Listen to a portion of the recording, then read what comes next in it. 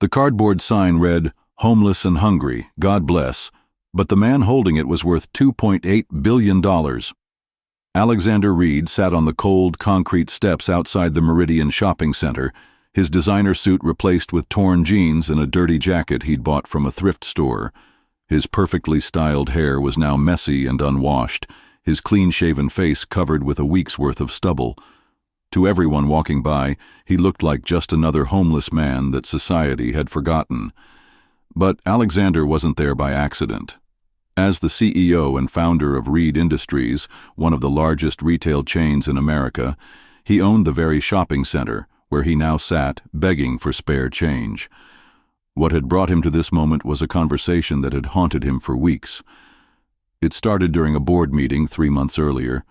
His chief financial officer, Patricia Williams, had presented the quarterly reports with her usual professional smile. "Profits are up 23% this quarter," she announced to the room full of executives. "Our cost-cutting measures have been extremely effective." "What cost-cutting measures?" Alexander had asked, though he was already dreading the answer. "Primarily staff reductions and wage freezes," Patricia replied smoothly. "We've eliminated 847 positions across all locations and frozen wages for the remaining employees. We've also cut health insurance benefits and reduced break times to increase productivity." Alexander felt sick. How many of those 847 people had families? "I don't have those exact numbers," Patricia said, looking annoyed at the question. "But we've saved the company $12.3 million annually." That night, Alexander couldn't sleep. He had built Reed Industries from nothing, starting with a single store 25 years ago. His original dream had been to create a company that treated employees like family while providing quality products at fair prices. But somewhere along the way, as the company grew and went public, that dream had been buried under profit margins and shareholder demands. He had become so removed from the day-to-day operations that he didn't even know what was happening in his own stores. Board meetings happened in luxury conference rooms 40 floors above the street. Financial reports reduced human beings to numbers on spreadsheets. He had lost touch with the very people who made his success possible. That's when he decided to go undercover. "I want to see what's really happening in our stores," he told his assistant Jennifer the next morning. "Not through reports or statistics, but with my own eyes." "Sir, we could arrange store visits. The regional managers would be happy to give you tours." "No," Alexander interrupted. "When executives visit, everyone puts on their best behavior. I want to see what happens when they think no one important is watching." The plan was simple, but risky. Alexander would spend 2 weeks living on the streets near his various store locations, observing how his employees and customers interacted when they thought no one was looking. He would see firsthand how his cost-cutting measures were affecting real people's lives. His first stop was the Meridian Shopping Center location, one of Reed Industries' flagship stores. Alexander had chosen to start here because it was managed by Thomas Bradley, a man Patricia had praised for maximizing efficiency and minimizing costs. On his first morning sitting outside the store with his cardboard sign, Alexander watched the early shift employees arrive for work. He recognized some faces from company newsletters and annual reports, but seeing them up close was different. Many looked tired, stressed, and worried in ways that didn't show up in corporate photographs. A young woman named Maria walked past him, digging through her purse for loose change. She was wearing a Reed Industries uniform, her name tag identifying her as a cashier. "I'm sorry, I only have 50 cents, she said apologetically, dropping the coins into the small cup beside Alexander's sign. "I wish I could give more." "Thank you," Alexander said quietly, studying her face. "Every little bit helps." "Are you hungry?" Maria asked, pulling a granola bar from her purse. "I packed extra lunch today." Alexander was touched by her kindness, especially since her uniform looked worn and her shoes were clearly old and uncomfortable. "That's very generous of you. Are you sure you can spare it?" "Of course," Maria smiled. "We have to look out for each other, right?" As she walked into the store, Alexander wondered how much Maria was paid and whether she could afford to give away her own food. The thought made him uncomfortable. Over the next few hours, Alexander observed a steady stream of Reed Industries employees arriving for work. Some hurried past him without making eye contact, clearly uncomfortable with his presence. But others stopped to offer whatever they could spare. Loose change, leftover coffee, encouraging words. An older man named Frank, who worked in the stockroom according to his name tag, sat down beside Alexander during what appeared to be his break. "Rough times, huh?" Frank said, unwrapping a sandwich. "Want half? It's just peanut butter and jelly, but it's filling." "I couldn't take your lunch," Alexander protested. "Brother, I've been where you are," Frank said firmly. "Lost my house during the recession, lived in my car for 6 months. Nobody should go hungry if I can help it." As they shared the sandwich, Frank talked about his job at Reed Industries. "Been there 8 years now," he said. "Used to be better, but things have gotten tough lately. They cut our health insurance last year, and we haven't had a raise in 3 years. My wife got sick, and the medical bills wiped out our savings." Alexander's heart sank. "How do you manage?" "We do what we have to do," Frank shrugged. "Work extra shifts when they're available, sell stuff we don't need. My daughter wanted to go to college, but we can't afford it now. She's working at the fast food place across the street instead." "I'm sorry," Alexander said, meaning it deeply. "Not your fault," Frank replied. "The rich guys making decisions don't care about people like us. They just see numbers on a spreadsheet, but we take care of each other down here." When Frank's break ended, he pressed a $10 bill into Alexander's hand. "Get yourself a hot meal tonight," he said, "and if you're still here tomorrow, I'll bring you some coffee." Alexander stared at the money, knowing that $10 probably represented an hour of Frank's work, and Frank was giving it away to someone he thought was a complete stranger. As the day wore on, Alexander witnessed the reality of what his cost-cutting measures meant. Employees rushed between tasks because there weren't enough people to handle the workload properly. Break times were cut short because there was no one to cover for workers who stepped away. Customers grew frustrated with long checkout lines and empty shelves that no one had time to restock. But what struck him most was how the employees treated each other. Despite their obvious stress and financial struggles, they looked out for one another. When Maria's register malfunctioned, 3 coworkers immediately jumped in to help. When Frank lifted a heavy box wrong and hurt his back, his colleagues made sure he could rest while they covered his duties. Around 2 p.m., Alexander witnessed something that made his blood boil. Manager Thomas Bradley stormed onto the sales floor, his face red with anger. "Martinez!" he shouted at a young man stocking shelves. "Why is this aisle still not finished?" "I'm sorry, Mr. Bradley," the young man replied nervously. "I had to help at the registers during lunch rush and—" "I don't want excuses," Bradley interrupted. "Corporate expects these shelves stocked by noon, not 2 p.m. If you can't handle your job, I'll find someone who can." "Please, sir, I need this job," Martinez pleaded. "My mother is sick, and I'm supporting my little sister." "That's not my problem," Bradley snapped. "Your personal life doesn't matter to me. All that matters is that you do your job or get out." Alexander watched in disgust as Bradley berated the young man in front of customers and coworkers. This was exactly the kind of management style that drove good employees away and created toxic work environments. But what happened next surprised him. As soon as Bradley walked away, several employees quietly moved to help Martinez finish stocking the shelves. They worked together without being asked, covering for each other despite their own heavy workloads. "Don't let him get to you," Alexander heard an older woman tell Martinez. "We've all been there. He treats everyone like garbage." That evening, as the store closed and employees headed home, Alexander reflected on what he had witnessed.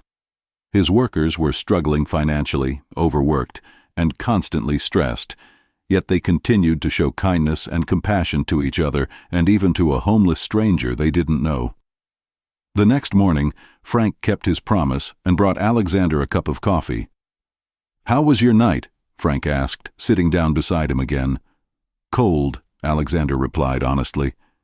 He had spent the night in a shelter, his first experience with homelessness, and it had been eye-opening in the worst way.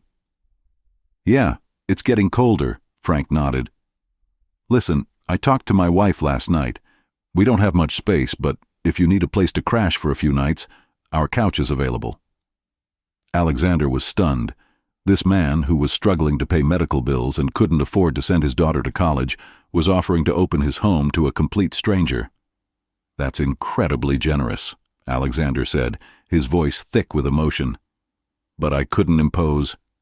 It's not imposing, Frank insisted. Like I said yesterday, we take care of each other. Nobody deserves to sleep on the street. Over the next week, Alexander witnessed countless acts of kindness from his employees. Maria brought him soup when it rained. Martinez shared his lunch break conversation, talking about his dreams of becoming an engineer to support his family. An elderly customer service representative named Dorothy slipped him $20 for new socks because she noticed his feet were cold. But he also witnessed the systematic problems in his own company. Managers like Bradley who ruled through fear and intimidation, impossible quotas that forced employees to choose between quality customer service and meeting targets, wages so low that full-time workers qualified for food stamps. The breaking point came on day 10 of his experiment.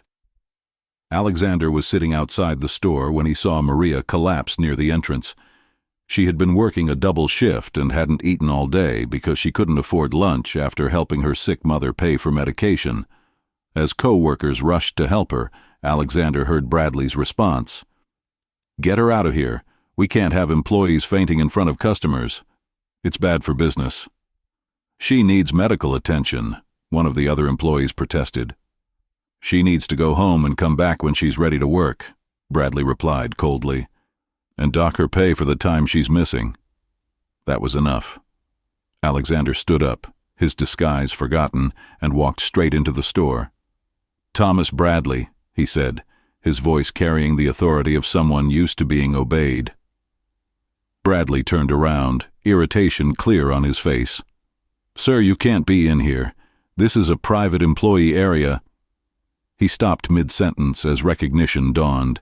His face went pale as he realized he was looking at Alexander Reed, the CEO and founder of the company. "Mr. Reed?" Bradley stammered.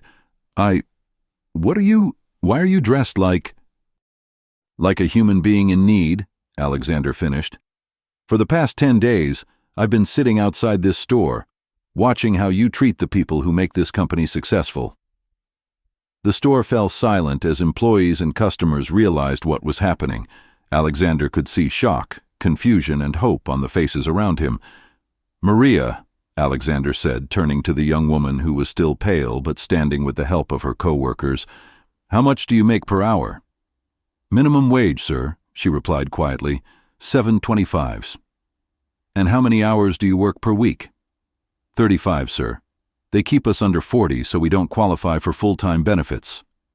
Alexander's jaw tightened. "So you make roughly $250 per week before taxes, and you have no health insurance?" "That's correct, sir." He turned to Frank, who was standing near the stockroom door with his mouth open in amazement. "Frank, you mentioned your wife's medical bills. How much debt are you carrying because of healthcare costs?"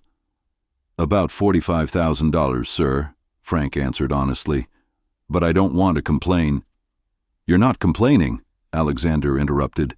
"You're telling me the truth about how my company's policies are affecting your family." For the next hour, Alexander spoke with employees throughout the store, learning about their struggles, their fears, and their dreams. He heard about single mothers working 3 jobs, college graduates trapped in minimum wage positions, and dedicated workers who couldn't afford basic necessities despite working full-time. But he also heard about their loyalty to each other, their pride in their work when they were treated with respect, and their ideas for improving customer service and store operations. Finally, Alexander addressed the gathered crowd of employees and customers. 10 days ago, I thought I knew what was happening in my company," he began. "I was wrong. I had become so focused on profit margins that I forgot about the human beings who make those profits possible." He looked directly at Bradley, who was sweating nervously. "Thomas, you're fired. Effective immediately. Your replacement will be someone who understands that treating employees with dignity isn't optional, it's mandatory." The store erupted in quiet cheers and applause. "But that's just the beginning," Alexander continued. "Effective next Monday, every Reed Industries employee will receive a $5 per hour raise. Full-time employment will be redefined as 30 hours per week with full benefits including health insurance, dental, and vision coverage." The applause grew louder.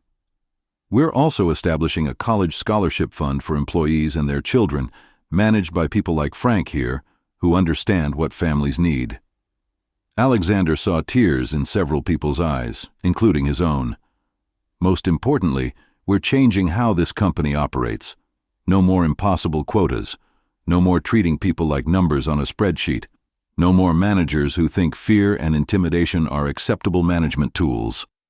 He paused, looking around at the faces of people who had shown him more kindness in 10 days than he had experienced in years of corporate meetings. "You treated a homeless stranger with compassion and generosity, even when you were struggling yourselves. You shared your food, your money, and your hope with someone you thought had nothing to offer in return. That's the kind of character I want leading this company." Alexander pulled out his phone and called his assistant. "Jennifer, I need you to arrange emergency meetings with all regional managers. We're implementing immediate changes across all Reed Industries locations." Over the next 6 months, Reed Industries transformed from a company focused solely on profit to one that prioritized both profitability and human dignity.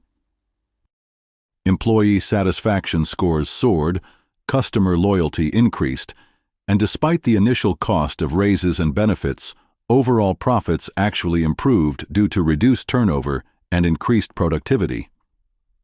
Maria was promoted to assistant manager and enrolled in the company's new education program to earn her business degree. Frank's daughter received a full scholarship to study engineering, her dream finally within reach. Martinez was accepted into the management training program, his leadership potential recognized and nurtured. Thomas Bradley filed a wrongful termination lawsuit, but it was quickly dismissed when security footage from Alexander's undercover period was presented as evidence of his mistreatment of employees. 1 year later, Alexander stood in the same spot where he had once sat with a cardboard sign, but this time he was there for the grand reopening of the renovated Meridian location, the first store to implement all of the new employee-focused policies. Frank approached him during the celebration, looking healthier and happier than Alexander had ever seen him. "Mr. Reed, I wanted to thank you," Frank said, "not just for the changes, but for seeing us as human beings worth caring about." "Thank you, Frank," Alexander replied. "You and everyone here taught me something I had forgotten, that success isn't measured by how much money you make, but by how many lives you make better along the way." As Alexander looked around at the thriving store, filled with employees who were proud of their work, and customers who were genuinely happy to shop there, he realized that his 10 days as a homeless man had been the most valuable education of his life. The cardboard sign was gone, but the lesson it taught him would last forever. Sometimes you have to lose everything you think you are to discover who you're truly meant to be. Reed Industries became known industry-wide as the gold standard for employee treatment, proving that companies could be both profitable and compassionate. Alexander's story inspired other CEOs to examine their own practices, leading to a movement of corporate leaders who prioritized people alongside profits. But the real measure of success wasn't in the business magazines or award ceremonies. It was in the thank you notes from employees who could finally afford to take their children to the doctor, the college graduation photos from scholarship recipients, and the knowledge that kindness, once recognized and rewarded, could transform not just individual lives, but entire companies. True leadership isn't about commanding from the top, it's about understanding from the bottom up. Sometimes the most powerful perspective comes from the position of powerlessness, and the greatest wealth comes from recognizing the value in every human being. If this story touched your heart, don't just scroll away. Like, share, and comment "Compassion over Profit" to remind the world that kindness still matters. And if you believe more leaders should walk in the shoes of the people they lead, Subscribe for more powerful true stories that inspire change.